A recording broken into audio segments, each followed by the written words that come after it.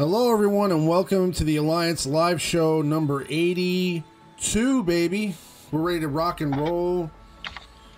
Yes, sorry, Nathaniel. We had a late start today.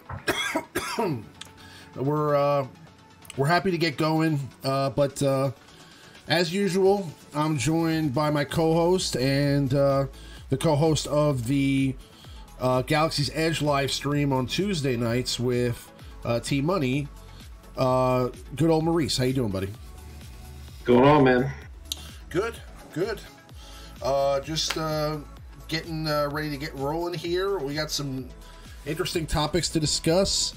Avi is not here at the moment. She may join us in a little bit, but we're just going old school style, just me and Maurice for the time being, and we're gonna dive into a discussion that I think is on everybody's mind at the moment as far as what's happening with the upcoming Revan event. I believe that there is, this is something we discussed actually on the Jedi Academy live stream on Saturday.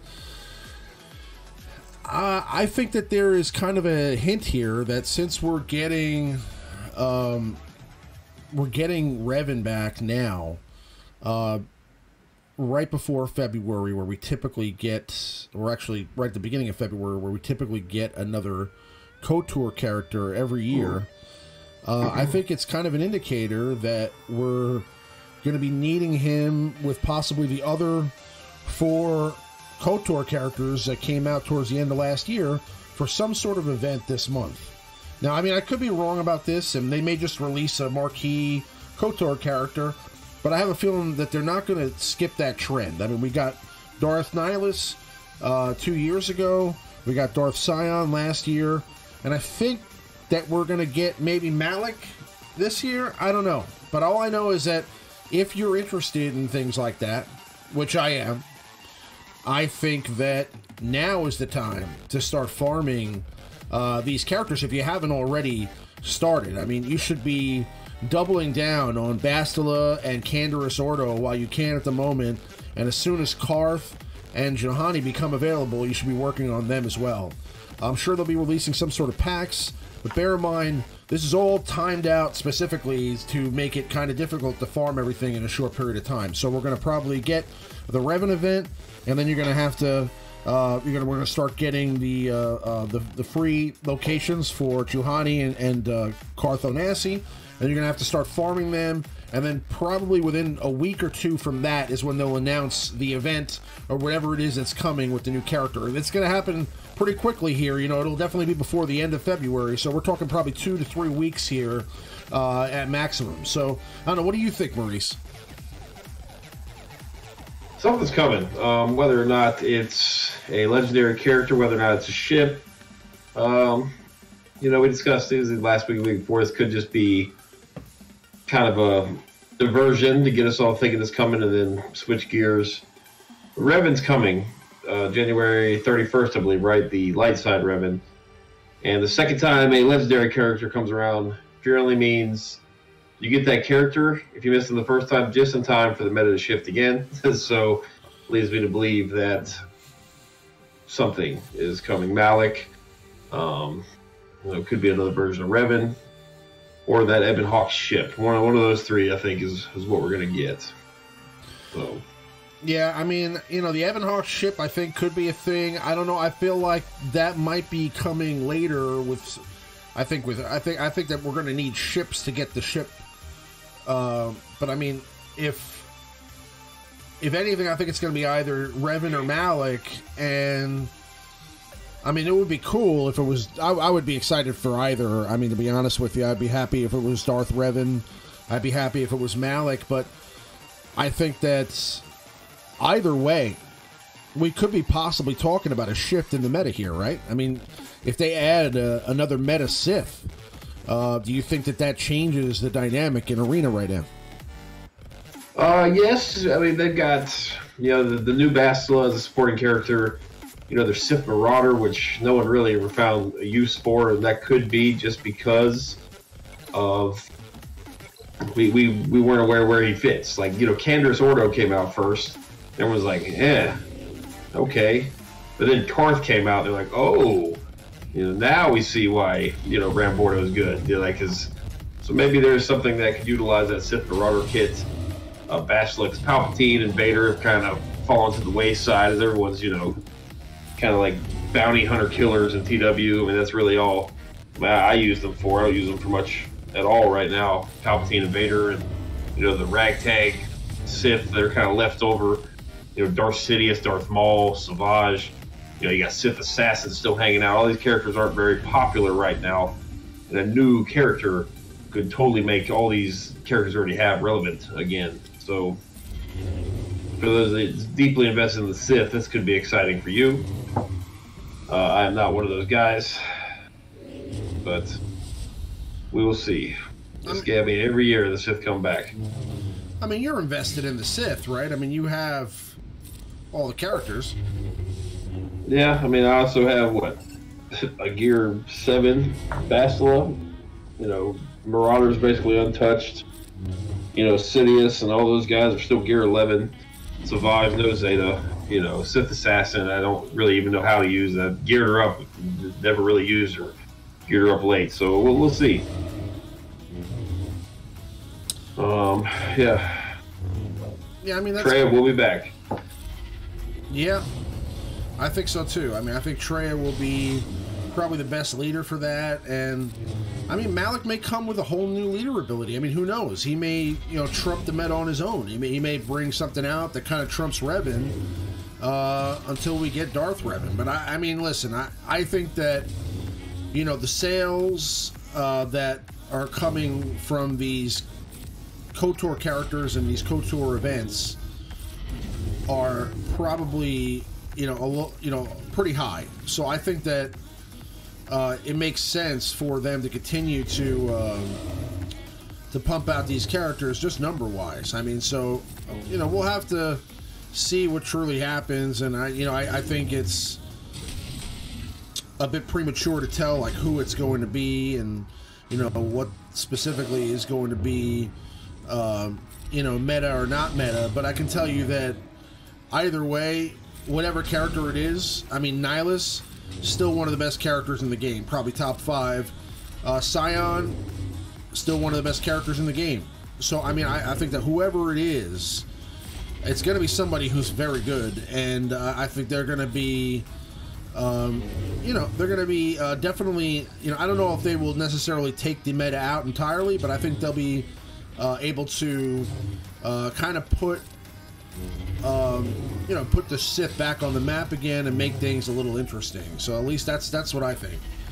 But I don't know. It's something to think about. But this is all I know. If you're interested in that and you understand that unless you've been saving crystals and you have 30k crystals saved to the side, you got to understand this is probably going to not be very easy for somebody who's free to play. So if you're not going to be able to either have the crystals set aside or have farm the characters far enough where you're going to be able to get them like that, there's going to be an investment necessary. So you need to start thinking about that too, because if you're not going to make the investment, I mean, listen, you may still be able to get a 5-star version of the character, you know what I mean? So that may be something, you know what I mean? So, if it's a legendary and not a hero's journey, that'll be the case. So, so maybe that'll be worth it. But, again, if it's something that you're not even close to attaining and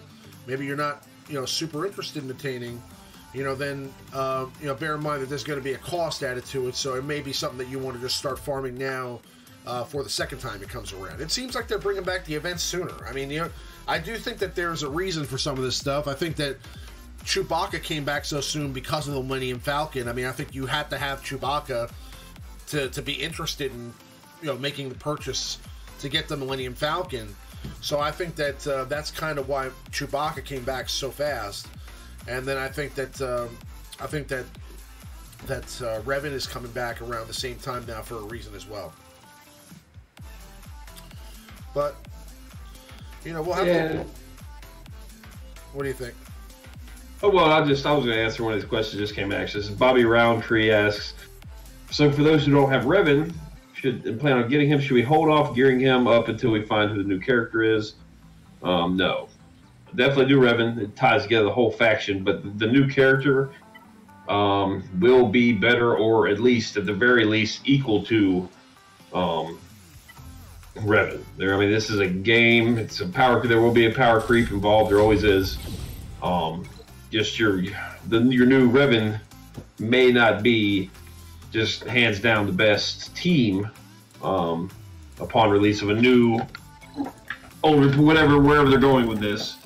But it'll still be a very, very good team. So definitely want to gear up Revan. Yeah, I mean, there's never a world where you don't want to have a geared up Revan. He's just such a good character. He's so awesome for so many areas of the game, and if not just for Grand Arena and for TW, he really helps out your guild, and it's pretty much a necessity at this point. So even if there is some new shiny thing that comes out and it ends up being, the bomb.com, I mean, you're still going to want to have Revan and make sure that he's leveled up to the max capabilities so that you can help out and put together a good Jedi team. Now, there's going to be possibly maybe a new, if Malak has a leader ability, that could add maybe an entire other team for the Sith. That may make, let's say, besides maybe the meta arena team that he may be a part of that includes Traya and all that, you may be able to have a Traya team on the board, a Malak team out there, and an Emperor Palpatine out there. You know what I mean? So, I don't know. Well, there's enough characters to warrant it. That's, like Sith Marauder, Assassin, Sidious, Savage, Maul. If you don't have the old Zeta Maul, you still do have Maul as an option. There are plenty of characters to build 3 solid teams. Just got to find which piece fits with what. Of course, Palpatine, you can use an Empire character too if you have to as well. So, yeah, just what we need, more Sith. Well, I mean, I'm not against more Sith, especially if they're KOTOR Sith. I mean, listen, I'll tell you right now, if it's something obscure, if it's not them, and it's like, if it's like, if it's like the Emperor, if it's like, Vitiate or something like that, I'll freak out. Okay, I'll freak out. I will. They could take my money. Okay, because he would have some cool abilities, and even if it's Malak, I'll freak out. Or whoever it is. I mean, if it's whatever KOTOR character comes out, as long as it's not, as long as it's not like another version of like HK-47, I'm in. Well, you think they would, if they're going to follow everything exactly the way they did with Revan, we're still missing a character. And then the event itself will be very, very, very easy. The hardest part will be accumulating the shards. You can go in there with blue gear on a couple of your characters, right? So, I mean, there's, if it's the exact same. If it's the exact same and we have all the characters already, you guys can expect something in a month by the end of February. If not, there still could be a marquee character to come, but that leaves us almost too much time to free-to-play farm up something, right? So they're going to throw a curveball in here somewhere. We just don't know what it is. So they're not going to give us an exact replica, right? They're not going to give us these characters and then do the event in the exact same fashion. I don't think. You'll need them, but I think they're going to throw something different in there just to keep us on our toes, because we're too prepared for this, right? Like, everyone knows that there's somebody in the chat earlier said they're triple farming Darkside Bastila. Everyone's prepared for this one, and I don't think it's going to be as successful money-wise as Revan was. Oh, it will be, because, I mean, listen, even if it's not as successful, it'll be successful, because bear in mind, if it's Malak and people go ham for it, it's not something that is going to necessarily be, it's not going to be Revan. Okay, the first time you release Darth Revan or Jedi Revan, whatever, the first time you release Revan in the game, that's going to be the biggest one. But I'm saying besides that, it could be something really intense, because bear in mind that yes, they're going to throw some sort of curveball, but I think the curveball is going to be that we're not going to have anywhere near the time to farm Cartho, Nassi, and Juhani. I mean, like, this, they're going to probably throw them into like a hard node or something like that. I mean, or maybe they'll put them in Cantina. but it's not going to be anywhere near enough time to get them done. You'll have to buy packs if you want to do it. So that's the way. I think that's the way it's going to be. I mean, I just think it's going to be a situation where you have like literally 2 weeks from when the characters were released free to play to have them done, and you know, maybe even less than that. And it'll be a situation where if you don't, you know, spend a little bit, you know, to get that done, you know. But I mean, you know, obviously, yeah, you know, there's more people being prepared. You know, we have more insight now than we have in the past. We've kind of seen more things that they've done, so we can, you know, kind of allude to new things and determine based upon past actions how they're going to react here. But I think that it would be still profitable, you know, like greatly for them to just, you know, release it with Revan as the 5th, because bear in mind that also involves you having 5 other KOTOR characters. So, you know, although they've had some time now, okay, for players that maybe haven't necessarily farmed all those characters, they're going to be spending refreshers and crystals to get the 5 original KOTOR characters to 7 stars and geared up, and then they're going to have to get a whole new set of 4 new KOTOR characters to have them geared up. You know, and maybe you're right. Maybe they add another character. Maybe they add a 5th, but I don't know. I think that would take too long. I think they're just going to include a character. I mean, imagine they just dropped a marquee and he was required for Malak. Yeah. Imagine they dropped the marquee and he was required for Malak, so like you absolutely have no choice but to buy this marquee character, otherwise you can't get the other character. Well, it could be something as simple as, okay, well, you guys were prepared character-wise for this event, but this one's going to be a little more tough, and you guys need gear 11 and 12 characters with all the Zetas, right? So I mean, they could definitely do that. Make it like a boss type difficulty, or Chewie. Like, you know, Chewie event was pretty difficult. C-3PO was pretty difficult compared to most of the other legendaries, so they could make this one difficult, and they make their money on the gear aspect of it. Everyone panicking to buy all the gear, because all these characters take the same stuff. Lots of gold eyeballs. That's 2,000 crystals a pop in the store. For those of you that have the, you know, the actual solid components. I'll tell you what, for some of you newer players, once you get to end game, the gold eyeball part that everyone was complaining about in challenges, you run out of those. Those are gone. Those are just as precious as Carbonis once you reach a certain point of the game. You probably look at your inventory and like, oh, I've got thousands of those. Nah, not for long. You won't. You won't have those for very long. So those are difficult to get. And I think Karth takes 3 or 4 of those. All of them take a bunch of Carbonis, stun guns, stun cuffs. So I mean, there's really no feasible way to do it without purchasing gear, you know, from the store. So, you know, I'm not saying panic and gear these guys up. You know, I'm just saying you might want to hoard everything, gear, crystals, whatever you need to do to be prepared for this event. If you don't need them, if the event is easy, much like Revan, then you got tons of gear to put on whoever you want, because everybody takes Carboni, stun cuffs, stun guns, gold eyeballs. So, how is it? I mean, how is your Canderous Ordo and your characters right now? Like, how far are you along the way? Canderous is borderline 6-star. I think he needs 7 or 8 more shards. He's gear 11. I've got the 2 pieces for him to take him to 12. I really like him. But he's ready to go. Fast, I'm a little behind on because I only started with a 2-star, so I think mine's probably not even 4-star yet. So I got some work to do there. I'm at a 5-star Basti, Dark Basti, and then I have you know, still a 4-star Canderous that is close to probably 15-20 shards away from 5-star.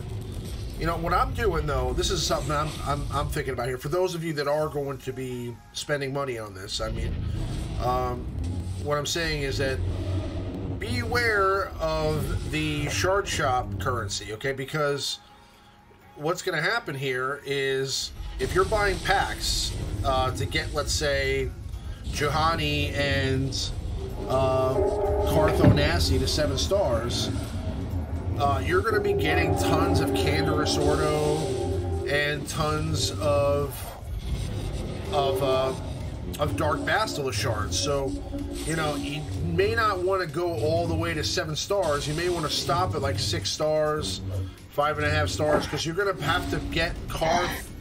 I mean, listen, I'm not saying don't farm the characters, but I mean, maybe you want to start putting a lot of emphasis on Karth and Juhani, so that when the characters drop, when the event drops, let's say they're all around 5 or 6 stars, so you just, you know, when you're buying the packs, you're not just wasting a bunch of currency getting, let's say, Bastila. I can't tell you how many times I watched Mobile. Did you see Mobile Gamer's video where he was trying to farm for Revan, and he got like, he had like Bastila at 7 stars already, and he just kept getting Bastila like every time. It was like he got it like 6 or 7 out of 10 times in a row. That's what happens, right? So. Yeah. So I mean, it's like, you know, that's gonna happen. So, you know, again, you don't want to have a 7-star Basti, and then you're getting, you know, you're pulling Basti shards out of the packs. So, you know, I would, you know, assume. Well, there's no guarantee that these packs will exclude the existing Old Republic characters too, right? So they could be an Old Republic faction pack, and that's going to include the 5 characters you already have for Revan. So I mean, I wouldn't put all your money in the bank for a faction pack. I don't know. I'm kind of worried that the Old Republic faction pack will include 9 characters instead of just the 4 you're looking for. Oh, I hope not. That would be silly. And then nobody would buy it. I mean, that would be a bad move. Oh, people would buy it. They just wouldn't tell anybody they bought it. Yeah, that's true. That's true. Yeah, but I mean, that would be horrible. I would not be interested in anything like that. I really hope that they don't do that. Yeah. I hope it's like we said. I mean, I hope that it's a situation where we get, you know, these packs, and we can just farm the characters that way, and then I'm in. Because, I mean, listen, I typically, like I said, I don't spend much anymore on this game. I used to be a big spender. Now I'm more, you know, closer to. I mean, I'm not free to play. I still buy the occasional $20 pack here. You know, and if there's an event or a character like this that I'm really excited about, you know, I'll buy a vault or 2 to get that character, which is still silly. But I mean, at the same time, I mean, I'll you know, if it's something that I really love, like, I mean, Revan, I mean, was a character that I've literally been waiting for 3 years. So as soon as, you know, I even heard that there was any version of Revan coming into the game, I was like, okay, I mean, whenever Revan drops, I'm going to spend money, and I'll open my wallet. But I decided not to buy, you know, a lot of those marquee characters and things like that. Really, like, since the marquee event has come out, I've pretty much stopped buying characters, because I was all for having a solid chance of getting a character 7 stars for, you know, $200, $250 max.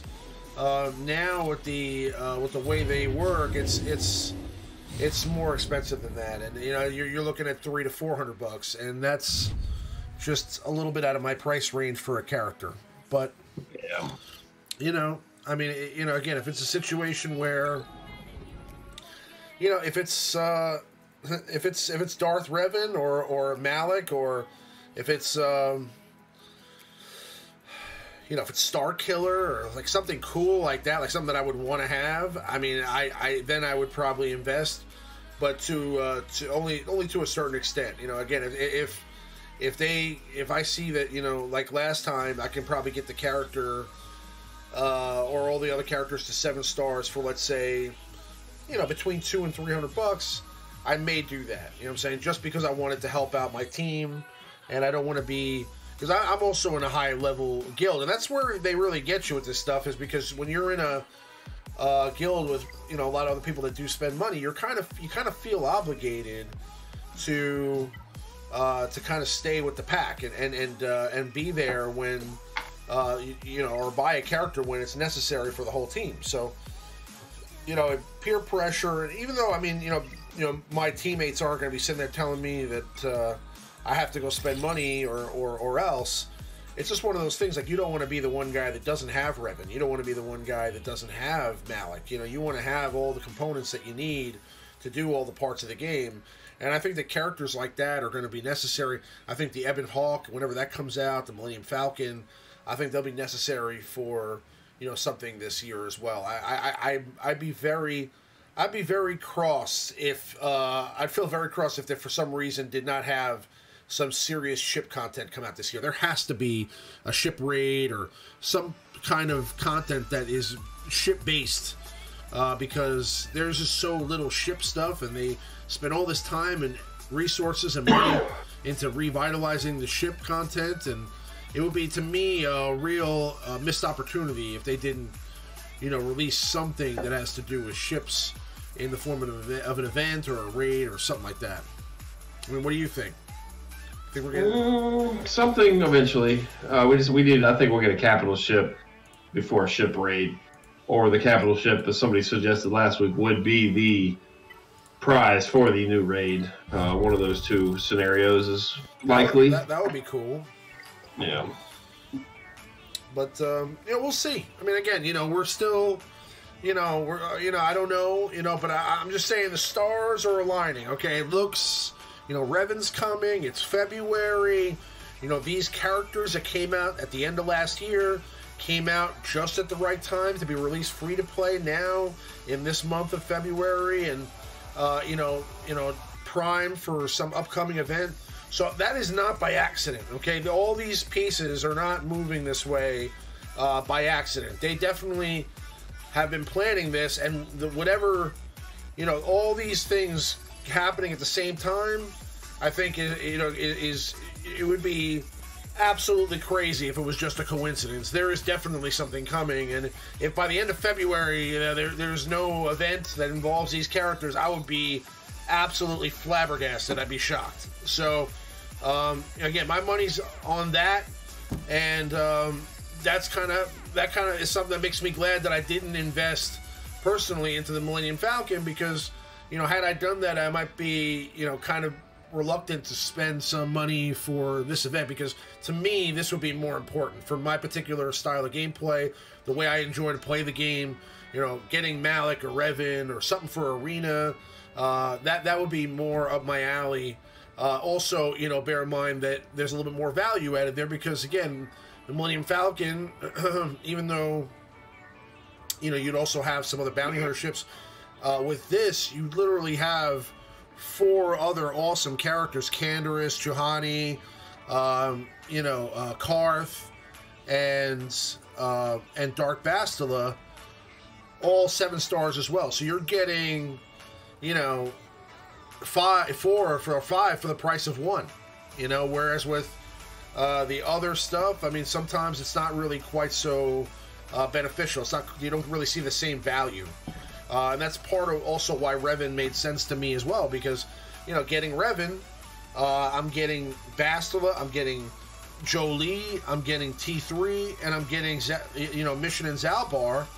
And I think that out of all those characters, 4 of them are great. I mean, T3 is also good, but there's just no real viable droid synergy right now. So whenever the droids become a thing again, I think T3 will be a part of that. So I really think all 5 characters are good, but I mean, immediate impact, Bastila, Jolie insert directly into the meta. They're in the top 5 of the arena meta right now in squad members used at rank 1. So you have 2 of the characters needed for the legendary event that are currently 2 of the most used characters in the game. So again, that's not something that's typical in these types of events. You know, in the past, we had to get smugglers to get Rey Jedi training, and those characters were, I mean, they still are irrelevant, and I don't think they ever will be relevant. They were literally only characters that you needed for that event, and then they're throwaway characters after that. So at least here, there's some value. And that's in my opinion. I think that these characters, Dark Bastila, Juhani, I think that Karth and Canderous, I think they all provide some value. Maybe not as the next arena meta, but in other areas. I think Mission Vow and Zalbar also provide value. So I mean, there's, and maybe even, you know, that may work together. I mean, maybe even having Karth, you know, Canderous, you know, let's say for example with Mission and Zalbar, that may be, you know, the other pieces to make that full team, work well. I mean, we'll have to see, but that's just the way, I feel about it. That's the way the cookie crumbles, Maurice. But, all right, so, I mean, I've been talking passionately about this now for about 30 minutes. So, what we're going to do is we're going to move to the meta report. Okay? Because it's just that time. So, really, nothing different here. Okay? We're talking about the same old sauce here. The same tomatoes. The same old tomatoes. Okay? We're talking about...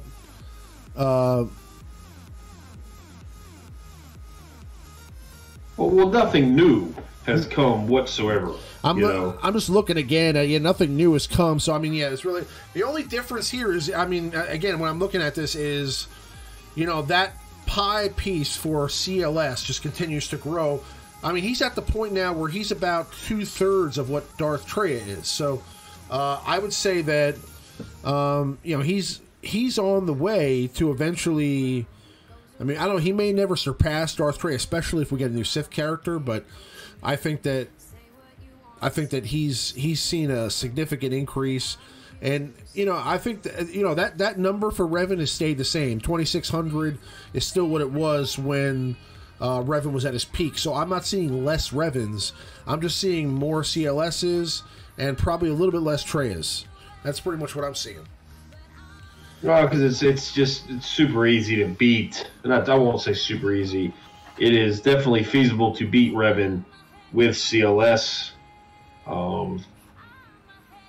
especially on the shards, the newer shards, where maybe some newer players just really wailed out and got Revan on an early shard. These people don't have access to Darth Traya. They haven't played the game long enough.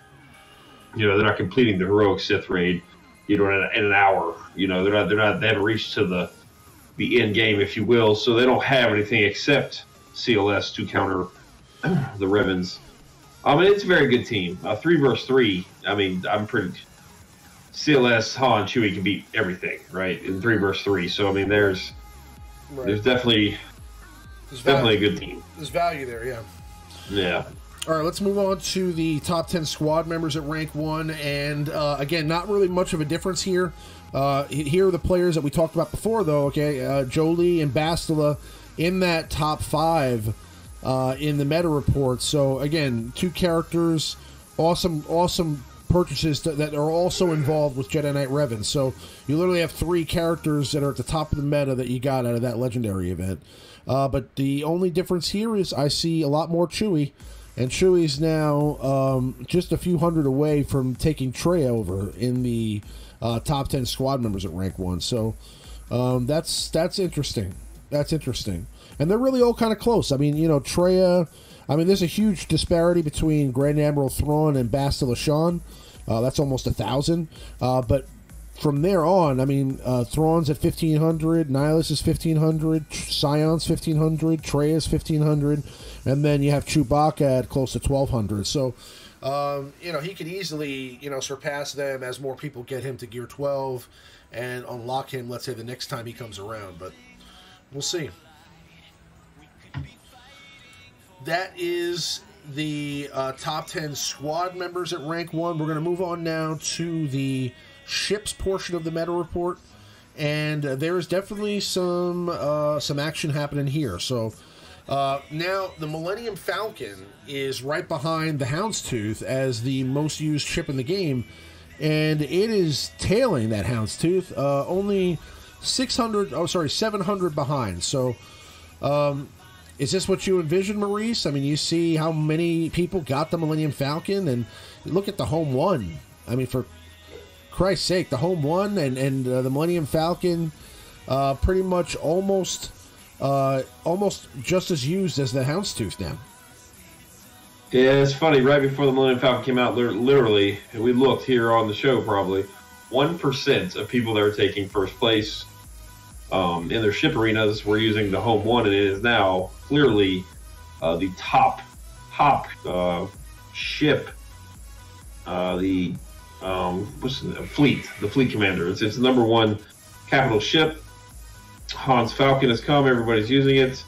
It is the Palpatine of the ship meta that we're in now. Just the randomness and RNG, whatnot. It's a real fun climb. You can beat just about everybody with it, but they can beat you too. It doesn't matter how good your ships really are.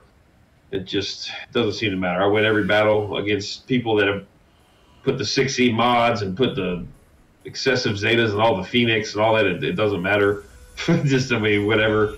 You know, I'm sure it gives you it definitely gives you an edge, but it's not a fleet that you really need to. It's not like the Executrix meta we were just in, where you really have to go all in on your characters. Maybe dump a Zeta on a ship just to get you some extra health, some extra protection, extra speed. Now it's just a free for all, you know, assist fest under Akbar with massive amounts of protection.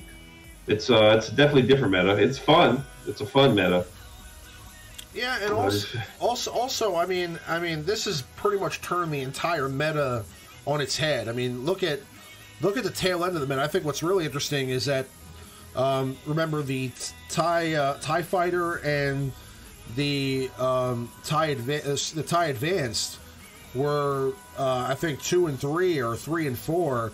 The TIE Advanced isn't even in the top 10 anymore. Squad members at rank 1. So. The TIE Silencer's still there. The TIE Fighter's there at number 9. But I mean, really, Biggs Darklighter, the Ghost, Biston's U-Wing, all taking big spots here in the top 10 squad members at rank 1. It's interesting. Interesting for sure. Now let's take a look at the top 10 reinforcements at rank 1. And the number 1 reinforcement is the Phantom 2. Followed by Cassian's U-Wing, the Ghost, Biggs Darklighter, and then the TIE Advanced after that, with Lando's Millennium Falcon following up, Wedge's X-Wing, Slave 1, the Xanadu Blood, and the TIE Silencer. I mean, it makes sense to have the Phantom on there. The Phantom really has the best reinforcement ability in the game, hands down, in my opinion. And Cassian's U-Wing... I think is a great ship all around. I mean, Cassian's U-Wing calls in assist. It's a fantastic ship, especially for a Rebel fleet. Well, you probably have the best Cassian's U-Wing in the entire game. I have a Zeta on all 3 characters. Yeah, I do. Yeah, Ramon Azab, owner of the best Cassian's U-Wing in existence. Yes, yes. Nobody would ever do that to themselves. But well, hey, I'll tell you what. You get that Falcon next time it comes out, you're going to be rocking and rolling. You probably, personally... I mean, if you guys didn't get the Millennium Falcon, you probably almost have to use this ship, you know, that reinforcement ability. That reinforcement ability is the way to beat the Home 1 fleet. You just bring it in, dispel everything, and just blast the Falcon out of the air. Pretty much, those of you that missed the Falcon, really consider doing the U-Wing, just at least to get you through this meta until you get it yourself. So, yeah, makes sense. Well, yeah, but again, you know, just kind of a indication here that the Rebels are taking over in the fleet, and we can see them kind of putting their place here in the reinforcement side of things as well. But that's our meta report for today. We're going to move on to our weekly top 5. And this week we're doing the top 5 leaders for 3v3 in Star Wars Galaxy of Heroes. And we have some interesting picks here. Maurice, who do we have at number 5? We'll pull it back up. I believe it is going to be... Let me find the list. Number 5 is Bastila. 3 versus 3 are very quick matches. You don't have nearly the firepower that you do in the 5 versus 5 match, so that 200% protection that her leadership provides and the tenacity really go a long way here, either in assuring that your team holds on defense, or that you can use your Bastila team on offense for the maximum amount of banners. And you can put your leftover Jedi on her. She does very well with Ezra tank. She does very well. I had a guy run Barriss and Old Ben underneath the Ezra lead. That was annoying. Or excuse me, Bastila lead. You can stick whoever you got behind her, and they have 200% protection, tenacity, and then they also have a little bit of turn meter at the beginning of the match. You know, you can use characters like Plo Koon and Mace Windu. to taunt for you, as that's also a component to her leadership ability. Just very, very good for 3 versus 3. Absolutely. I mean, she adds that extra piece to the Jedi faction because her leader ability is so bananas. She has the ability to, you know, stake all that extra protection. So even if you have, let's say, some less than Gear 12 Jedi characters, secondary Jedi characters, like, for example, Aayla Secura, or some more squishy characters, like even, you know, I mean, you better have a Gear 12 Grandmaster Yoda, but there are, you know, some characters that instantly become viable because of her leader ability. She instantly makes the Jedi better all around. And this split here with her and Revan gives you 2 full squads that you can have in 3v3, because, you know, there's definitely 6 good Jedi that you can throw out there, you know, behind her and Revan. So, I mean, there's a good mix there, and she's just a great all-around character, but definitely somebody you want to look at as a leader for 3v3. But that is our number 5 leader for 3v3 in the Grand Arena. Now we're moving on to our number 4 leader, and we have Carth Onasi. So Carth actually has a ton of synergy with the Old Republic characters, and although he may not be so popular yet because he's still behind a paywall, he is a character that has a ton of viability and kind of has one of the better leader abilities, I think, in the game. Now, although there aren't that many Old Republic characters, I think if there were, and if there are going to be going forward, I think he might emerge as one of the better leaders for the Old Republic faction. I mean, what do you think, Maurice? Well, this team is interesting on 3 versus 3. This team, the Carth lead is going to be better with 5 characters, but Carth Mission to Zalbar is very, very nice. They have lots of counters. If you put them on defense, they are pretty easy to take out, but they will need to use a high-end team to do so, so it kind of does serve its purpose. Offensively, it's a great, great team. Lots of health and protection regeneration, especially if you have all 3 of those Zetas. Lots of assists, lots of dots.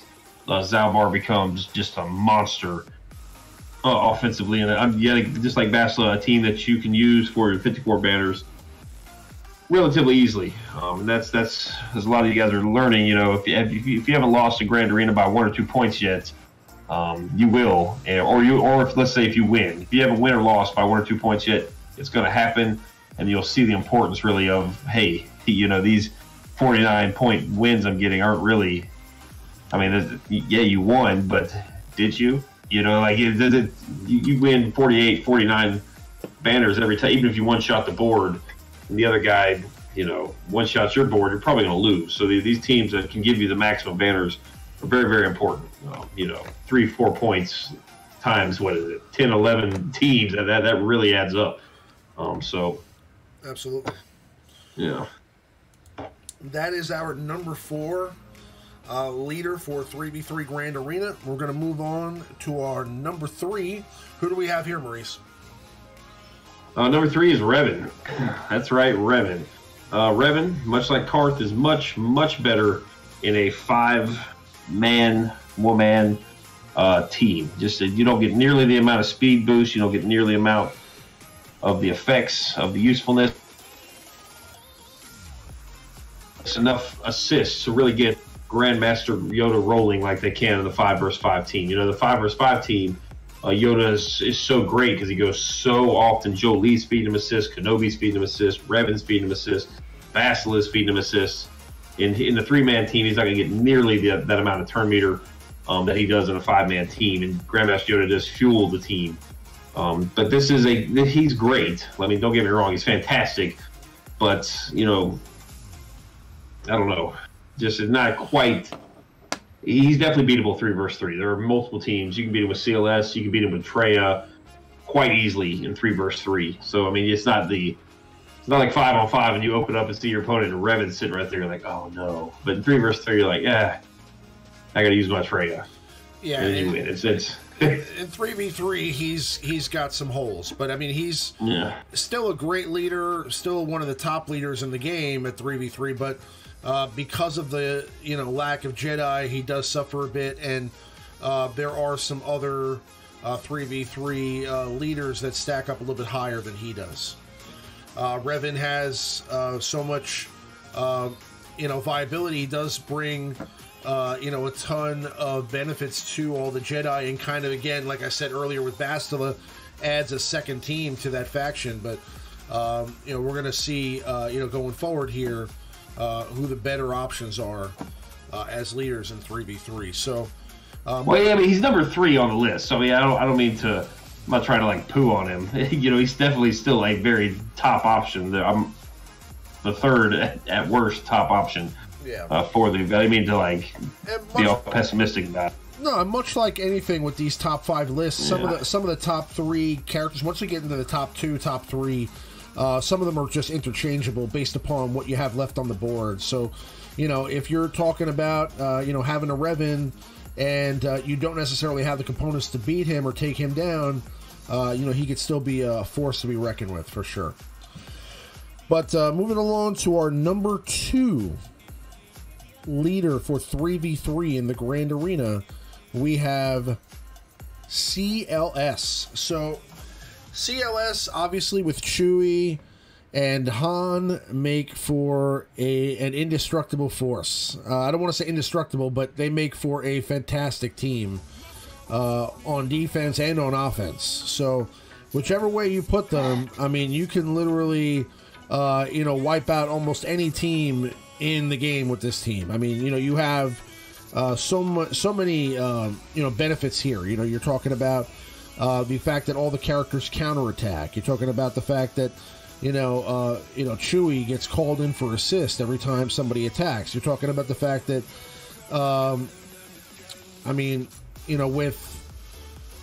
with the Han in there, I mean, you're going first. So besides the fact that he also counters, he's stunning any target that you have in there.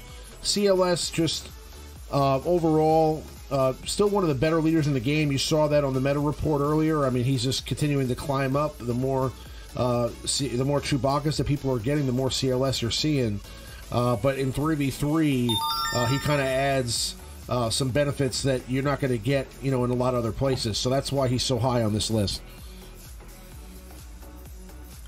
Yeah, I mean, we all know what he does, and Han, Chewie, and him, both allies guarded. I mean, my CLS Han Chewie team can beat probably any defensive team I come across. And somebody mentioned, I think it's the Star of First Order. It can be First Order too. You just have to get rid of Executioner or the first Kylo. They still hit plenty hard enough to get through just about anything. And if it is a situation where you have Chewie, Han, and CLS versus crew, I mean, the crew is never going to kill you, and you just continue. You'll eventually get him down with just the high physical damage. The exposes, the max health damage won't do anything. But First Order, really the only team that really gives CLS a problem that I've come across.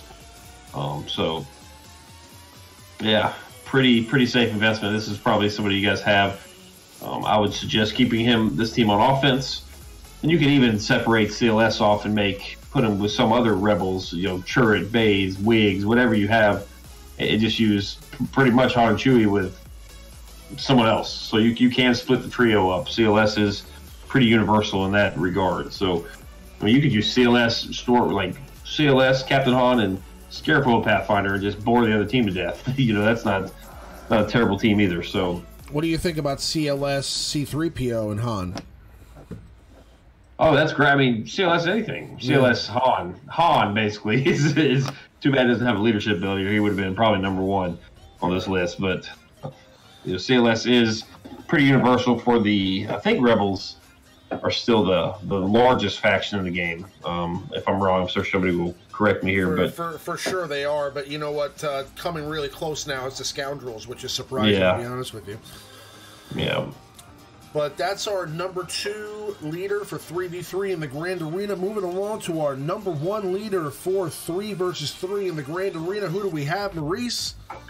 Traya is back on top. Darth Traya. Darth Traya is the counter to all these teams we just listed here.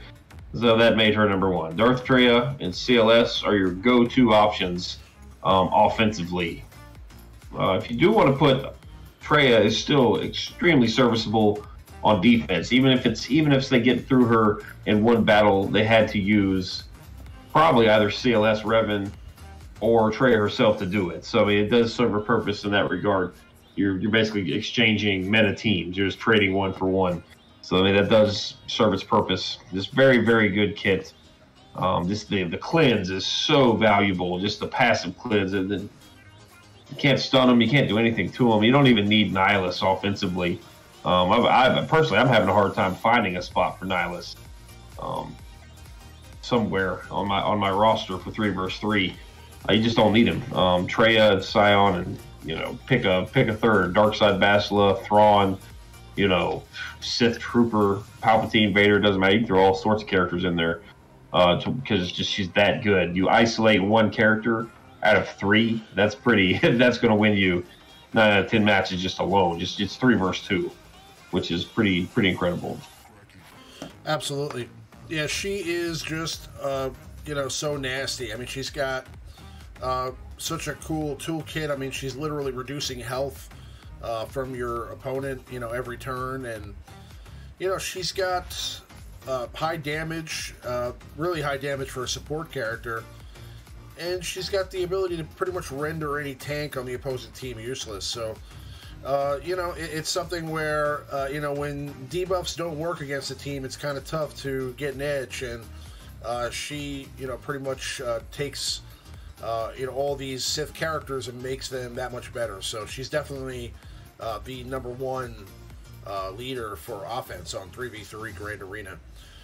But moving along to our honorable mention, I've seen you guys mention it in the chat. We are going to put Kylo Ren unmasked here. So why is Kylo Ren the honorable mention this week, Maurice? Well, defensively, very, very tough unit. It's always going to be a good defensive option. And with it being only 3 versus 3, you got a nice selection of characters to put behind them. And then you can kind of use like a ragtag Phasma team if you have to for offense. But offensively, same thing with Karth, same thing with Kira, same thing with Bosk. A lot of these teams that are traditionally defensive teams all regenerate some sort of protection and health, and Crew is no different. He actually recovers both health and protection for your team, and he himself recovers 8% health every time he's hit, which doesn't sound like much, but it does really add up over the course of a battle. It's a great team offensively to get the maximum banners. Again, defensively, just can be a real nightmare, especially the counters. There are multiple counters in first order, but if something goes wrong and if the first order take a turn, you might be in trouble. That's the problem with them. If you mess up, if you don't land a debuff, if you don't shock or stun somebody important, and they get going and Kylo starts feeding that turn meter to everybody, you can get out of control in a hurry, and then they can just wipe your whole team in 45 seconds before you even have a chance to like retreat. It's just like, oh. Yep. And then you're stuck in it with a team that's really already going when you go back into the battle again. Yes, the first order. If you leave a first order team with a turn meter, you are in trouble, because that is a very difficult thing to overcome. So just kind of like you will have to use a strong team to beat the strongest first order team. So it serves its role both offensively and defensively. This is becoming one of my favorite factions, actually. I've really decked them out recently, so I like them a lot. We need Snoke. Supreme Leader Snoke, come to the game. Make the first order better.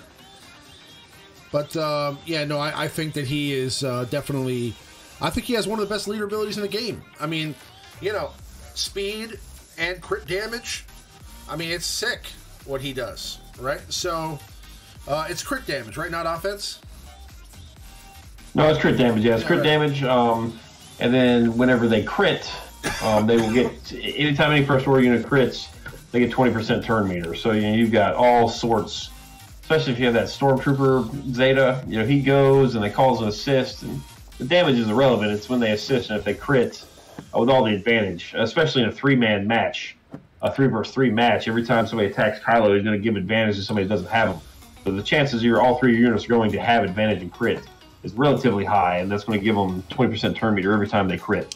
I mean, you go ahead. I mean, his leader ability is pretty much like Qui-Gon Jinn and Boba Fett and HK-47 like wrapped up into one.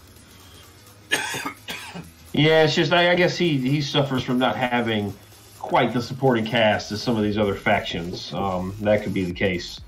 You know, they've got Stormtrooper, good tank. They've got Kylo, good. It says attacker, but he's really a support.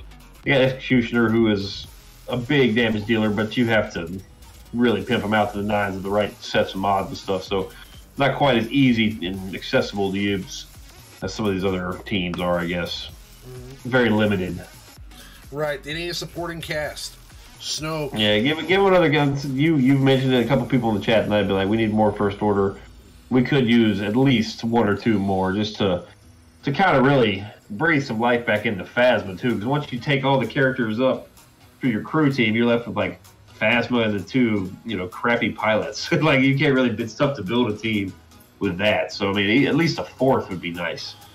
Just 1 more character just to kind of make your Phasma team semi-relevant, so... Snoke and the Praetorian Guards, man. Snoke and the Praetorian Guards would be nice. That would be, Yeah. He's already in Force Arena. He should be here, too.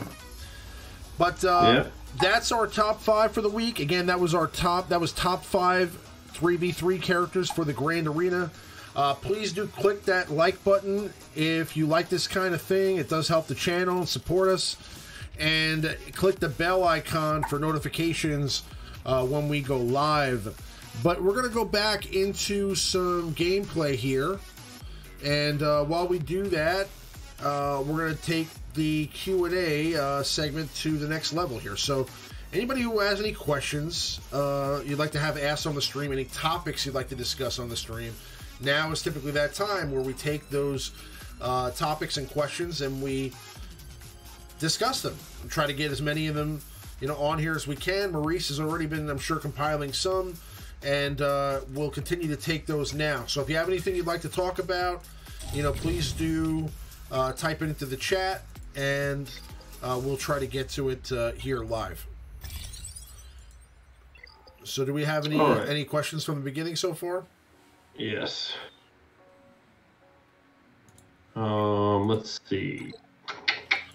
Put them in our chat here. There we go. All right, first question came at the very beginning. Stonewall, what was your best 3 versus 3 defensive team?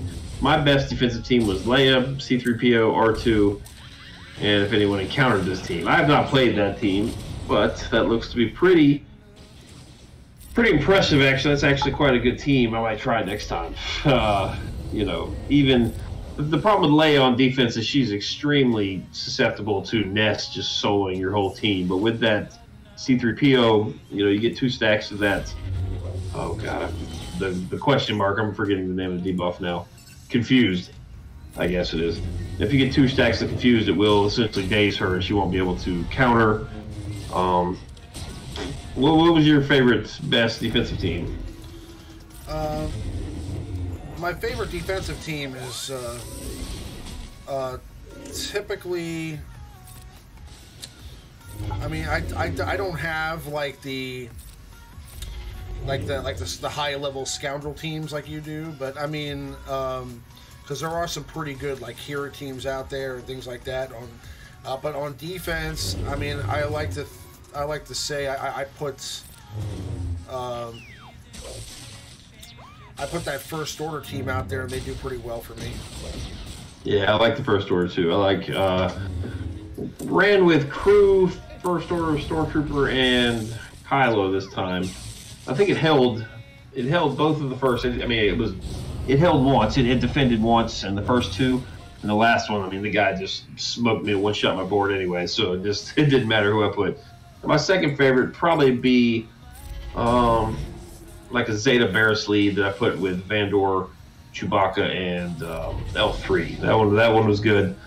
That one did me pretty well. It's done pretty well for a couple times now. So that one's going to be probably, if you guys face me, you'll probably see that. So just because I'm lazy, but yeah, let's see what else we got here. Yeah, I do have some scouts. I use most of them for offense now. I did place Karth. I think it defended once and lost the rest. So just, it's a good team, but I don't expect it to hold multiple times. Bobby Roundtree. Hey guys, for you that have Revan, how high gear levels do I need on my characters to get Revan? You do not need high gear levels at all. I would even. I'm pretty sure if you get them to gear 7, it's a safe bet. I mean, even lower probably. I mean, you could probably completely neglect one of the characters at all. Because correct me if I'm wrong, but I think the event itself gives you like an NPC Revan, doesn't it?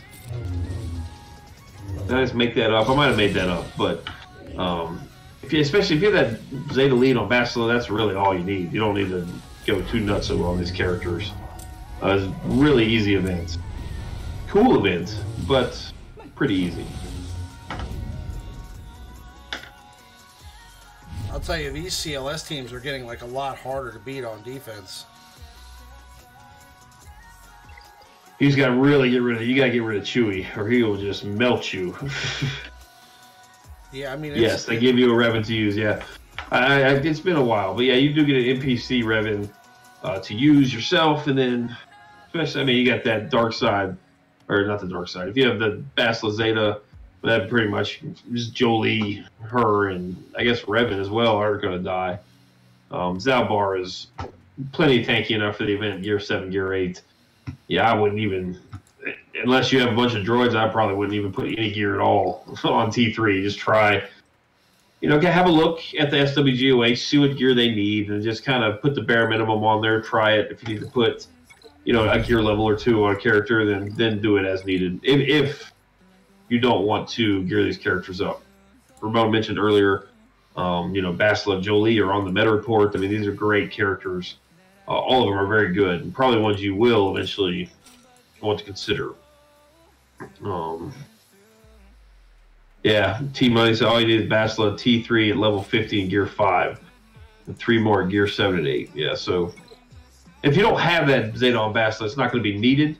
It's not required, but you might have to put an extra gear level or 2, at least on Bastila and Zalbar, and possibly Mission. Yeah. Wargirl, my Bastila's gear 10, the rest were gear 7. All right, so good news there for you, man. If you got the characters, 7-star, you should be in good shape. Ryan Blue Thunder, have folks actually been farming Sith Assassin or Marauder? I'm just about to hit 2 million GP, and they have been so low on the Cantina farm. Folks been farming what? Sith Assassin and Sith Marauder. I mean, I haven't been. I mean, I have them. I have Sith Assassin already, but Sith Marauder, I actually stopped farming him so I could farm other characters out of the canteen. I mean, like right now, I'm farming Canderous Ordo. I was farming Aura Singh before that because Aura Singh has viability in raids, and there's just not really a place for Sith Marauder right now that he really is better than anybody else. I mean, there's no Sith team out there where he is like the better option than, let's say, anybody that you may have already. But I mean, barring we don't need them for an event. At 2 million GP, man, you have no business. I mean, of course you can if you want to, but you really, Sith Assassin Marauder, the characters themselves are not going to help you that much. They do have ships, but both of those ships are long farms. If you're farming Sith Fighter out of the fleet store or the fleet side, that means that you've got Nest done. That means you've got Scion done. That means you've got Lando and his Falcon done. There are all sorts. I think there's Zalbar in there. You got your KOTOR characters done. There's so many things in that fleet store that should take priority over Sith Fighter. I just, because if you go and get Sith Assassin and Sith Marauder out of the Cantina, there's so many better Sith now than those two, including Sith Trooper. That's, I believe, is on the 8th table, just like Assassin. So, I would do Sith Trooper first if you have it out of those three for sure. Yeah, Sith Trooper is a huge benefit to a Sith team, and I mean Sith Assassin. That just means you got your veterans done. You've got all your KOTOR tunes done. There's staple characters in there like crew that you're going to need. Pilots. There's all sorts of things in that Cantina. I mean, Sith Assassin has some interesting mechanics. I mean, her ability to give turn meter, she kind of acts like a pseudo, almost like a Jawa engineer for the Sith. If you got her fast enough, and I think, if you put her in the right circumstances, it would be interesting to see how that would work. And I think that she could be like a viable option. But again, not anything more than a sandbox character that you can kind of theory craft with. She's definitely not better than any of the Triumvirate. She's definitely not better than any other Sith character. And I mean, unless you're trying to put together, like, let's say another Maul team, and you already have everything you need in the game, I would say she's not somebody you really need to focus on, immediately. Yeah, I hope that was helpful. Those two characters are probably best suited for like a Zeta Maul team. If you have Zeta Maul, then maybe those will come in handy for you. But still, Palpatine, Savage, there's so many better options. Right. Than those characters. Sith Assassin is actually probably pretty mandatory on a Zeta Maul team. If I'm remembering correctly, I don't have it, but Sith Assassin is very good on a Maul team. But it's the other components there. I mean, you're talking about Zeta Savage, Zeta Palpatine. I mean Zeta Darth Sidious.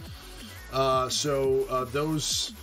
That would be the ideal Maul team. Would be like and that would add another another team for you to run. Let's say in TW or put on defense. You could put like a Zeta Maul with Sith Assassin, Zeta Sidious, Zeta Savage, and then you could have, let's say, Sith Marauder maybe as your 5th character on that team. That would work for sure.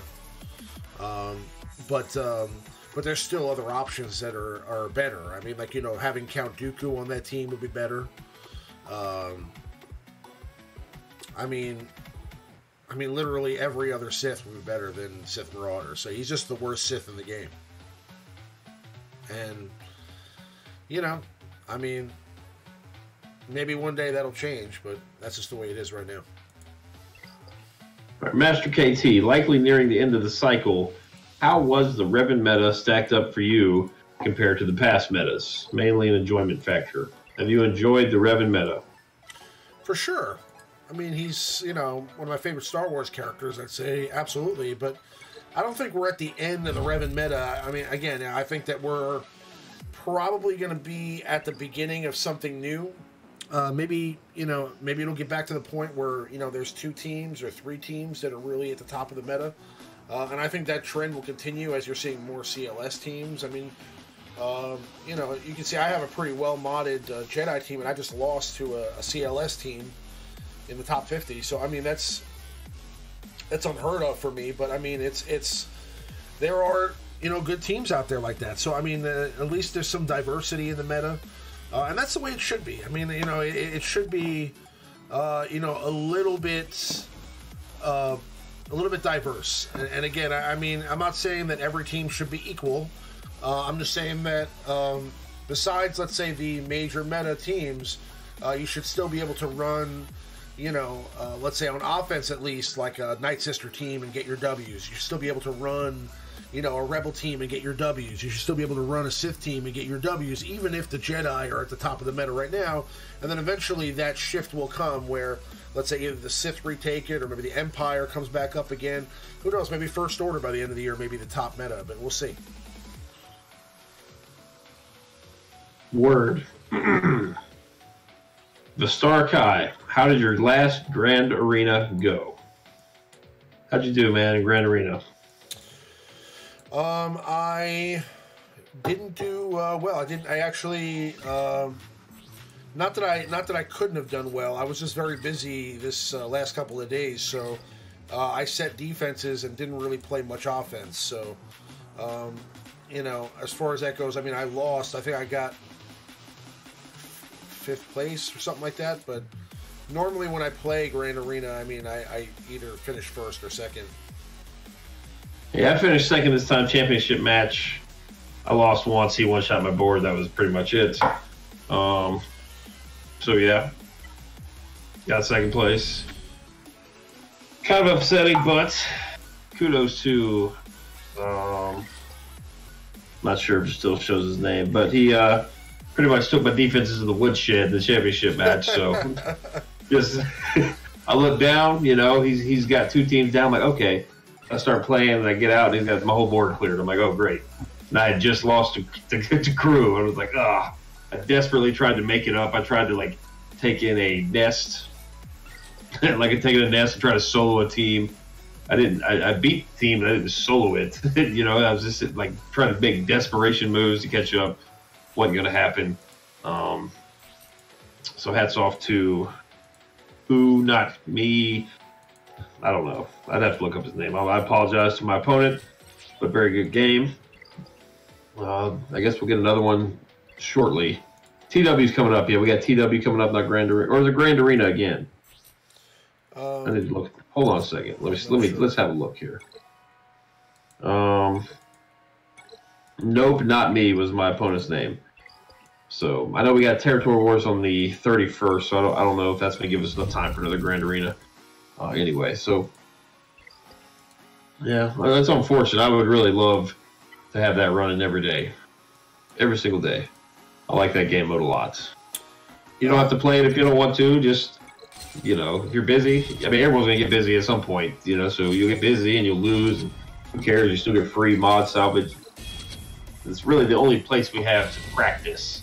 Like, we all sit here in theory craft and build all these teams to use them twice a month in TW, you know, and even then it's, you know, you don't want to get too crafty because you got 49 other people in your guild relying on you in TW, so it's not really a place to test things. Gear 12 mission vow. Nice. Now I just gotta finish up Zalbar. Yeah, they're good, man. I'm telling you that'll be they're really, really good. I need two more. I need 2 more pieces for Gear 12 Zalbar, and then I'm done with that whole faction. Pandawan Shishik asks, could Juani replace Bastila on a Revan team for 5 vs 5 Grand Arena, so you can split up the Jedi? Could Juhani replace Canderous? Replace who on a Revan team? Bastila. You know, I mean, I don't think so. And I think she can replace other people. I think she could replace possibly Kenobi. But I think that Bastila adds like a dynamic to that team with her bonuses that she gives to Grandmaster Yoda that really makes that team kind of tick. You know, you kind of need all those bonuses to get that big damage out of Grandmaster Yoda, and then he's able to take out, you know, a whole bunch of teams. And that's pretty important because, again, you know, without those bonuses, you know, some of these teams, especially with like, you know, let's say certain Sith teams and, you know, some of these now, you know, these, some of these Rebel teams, I mean, you're going to want to have as much damage as possible. So, I mean, I just kind of think she's a necessity. That's just my opinion. You know, if you're looking to replace, if you really want to use Bastila as a lead, you want to take her off your Revan team, you almost have to replace her with Ezra. Because I mean, it's just, you take away Bastila, and you're not only taking away all those benefits that he just mentioned, you're taking away your dispel. So you will probably want to include Ezra on that team, and maybe use Juani like Ramon suggested for GK, or use Juani on your Basel team. I don't think she's the best fit for that Karth team. I really don't. She just has that AoE cleanse that is super valuable, but that's really, I'm looking for better options. I kind of want to use Juani as a flex Jedi, kind of like, I guess, like you're trying to do, Padawan. So we'll have better answers on Juani probably in a couple weeks, since we don't have any way to obtain her right now. It's hard to really gauge how good a tank really is at 3-4 star. So we'll see. But then again, I was saying this out loud, Juani, I guess if it applies to Jedi, I'm not even sure if her AoE cleanse applies to Jedi as well as Old Republic. But if it does, you're not really going to need it on a Bastila team, just to completely contradict myself there. So we'll see. I think Juani is definitely going to be a very interesting piece, especially for depth. Multiple Jedi leaders and multiple Old Republic leaders as well. So let's see. Abner had a question I missed here. Hold on. There we go. Regarding speculation for possible upcoming Old Republic character, Dark Revan, Malak, etc., is it feasible that both light and dark side characters will be used in a legendary or hero event? I guess he's asking, we'll take light side Revan and then whatever character's coming up now, are we going to need both of these characters to acquire, I guess, Darth Revan, or I don't know, maybe another form of Revan, or just some other legendary or hero character? What characters do we need? Well, he's asking the ones we're farming for now. Whatever you need, Darkside, Basilisk, Canderous, Karth for, are we going to need that character plus Lightside Revan to obtain a new character? I think that's what we're going to need, yeah. I think so. I mean, and it may be another version of Revan. It may be Darth Malak. But, I mean, it would make sense for, the light side version of Revan to fight against Darth Malak. That actually, it kind of happens in the story. So, I mean, that game is one of the games where you can kind of choose your own destiny. So the actions that you take throughout the game determine whether you're going to be good or bad. But, I think in the... Well, it's not canon anymore, but I think in the actual, what used to be the canon version of that story, Malak goes... Malak and Revan... where Revan goes back there with the Starforge armor or the Starforge outfit and fights... Malak. So it's definitely it makes sense for Revan, Jedi Revan to be fighting to get Malak. It kind of makes sense. All right, he just typed more asking about the new Old Republic characters being both light and dark. Are they both light and dark? Hold on. I don't think so. That'd be something that we could do. I mean, I think that the only light and dark character that there could be in this game would be Darth Revan. And I hope that they do that. I hope that they don't make him just a dark side character. Very early iterations of this character, back when they were first tossing around the ideas for the kit for Revan before they decided, I guess, to create the Jedi version. He had